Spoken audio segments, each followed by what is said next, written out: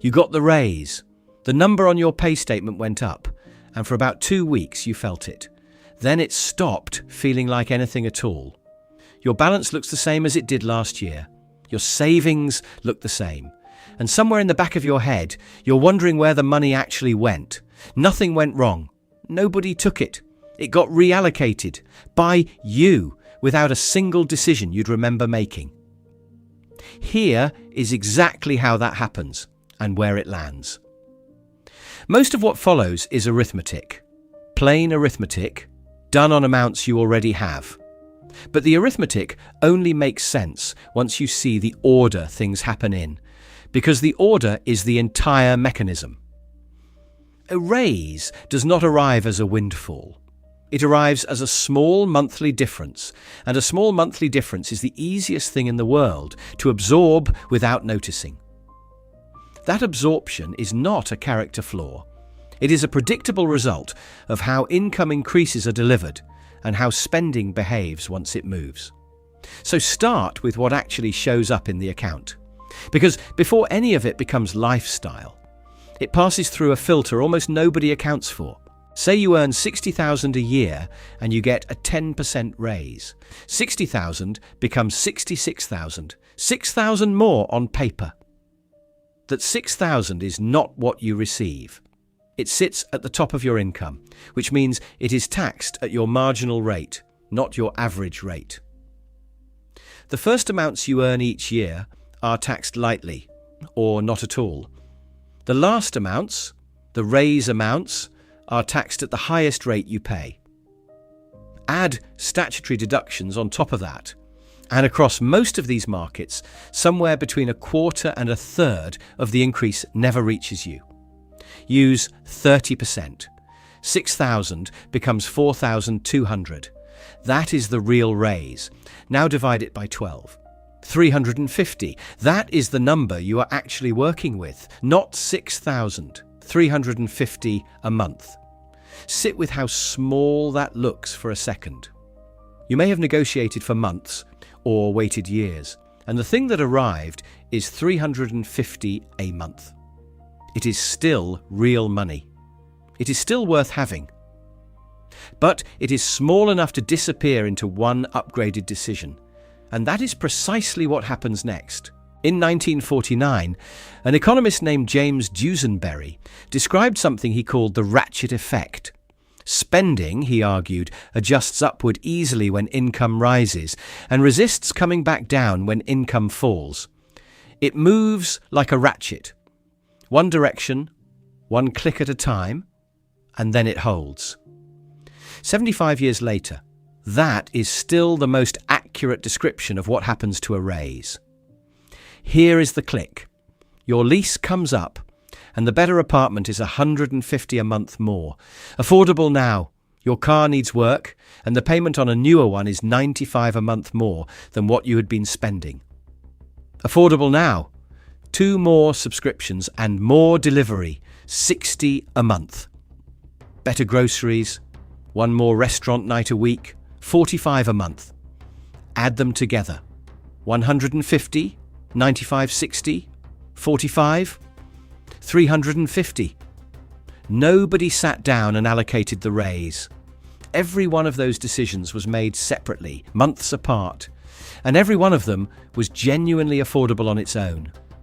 That is what makes this so difficult to see from the inside. There is no moment where you spend the raise. There are 4 ordinary decisions, and afterwards the raise is gone, and every one of them is now a fixed cost. Here is the part that decides whether it stays gone. The upgrades stop feeling like upgrades. The better apartment becomes the apartment. The newer car becomes the car. Within a few months, none of it registers as better than what you had before. It registers as normal. Psychologists call this hedonic adaptation. In 1978, researchers published a study comparing 22 lottery winners against a control group and found the winners were not meaningfully happier day to day than people who had won nothing. It is a small study, and it has been argued about for decades since, but the core finding has held up across a lot of later work. People return close to their baseline after a change in circumstances, and they get there faster than they expect to. Your spending does not return to baseline. Only your satisfaction does, which leaves you in the position that confuses people most. Earning more than you did, feeling about the same, finding the money just as tight. Nothing is wrong with you. You are running a system that ratchets in one direction and adapts in the other. Put both of those on a chart, and the whole thing becomes obvious. Picture two lines across 10 years. The first line is your income. It does not slope smoothly. It steps. Flat for a year or two, then a jump at a promotion, flat again, then another jump. Over a decade, it might climb from 60,000 to 90,000 in 4 or 5 of those steps. The second line is your net worth. Everything you own minus everything you owe. If you have never plotted that one, it is the line that matters most, because it is the only one that ends up being yours. On most people's chart, that second line is close to flat, not falling, flat. It drifts upwards slightly as a mortgage gets paid down or a retirement account gets fed, and otherwise it sits there while the income line climbs above it, step after step after step. Two lines on the same chart, moving almost completely independently of each other. The reason is arithmetic, and it is not complicated.